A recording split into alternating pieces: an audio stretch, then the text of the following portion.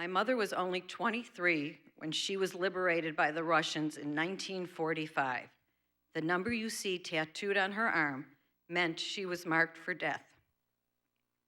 My mother passed away when I was just 19, before I had the chance to ask her so many questions. Then in 2007, tens of millions of documents, records kept by the Nazis themselves, became part of the museum's collection following its successful effort to open the International Tracing Service Archive. With some basic biographical information about my mother, the museum staff began their research.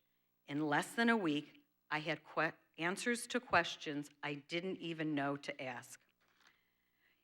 Here you see a document tracing my mother's movement through the Holocaust. I was stunned when I saw it. One word stood out to me, Kratzau. I went to my mother's jewelry box, where I hold dear some scraps of paper simply because they're in her handwriting. And on this page was written Kratzau. For all these years, I looked at this paper and had no idea what this word meant. Why was it so important to her? I now understand that it was my mother recording her own date of liberation.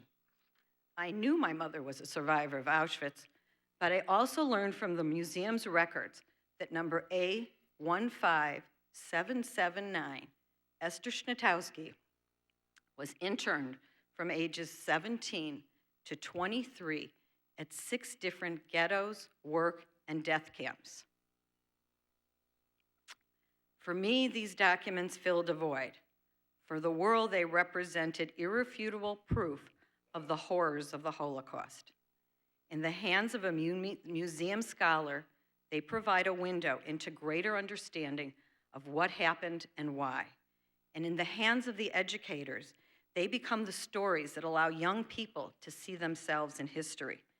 It is with these documents that the museum has the moral authority to speak out against hatred and bigotry. With your annual gift to the campaign, the museum's race to rescue the evidence of the Holocaust and make it accessible becomes a reality.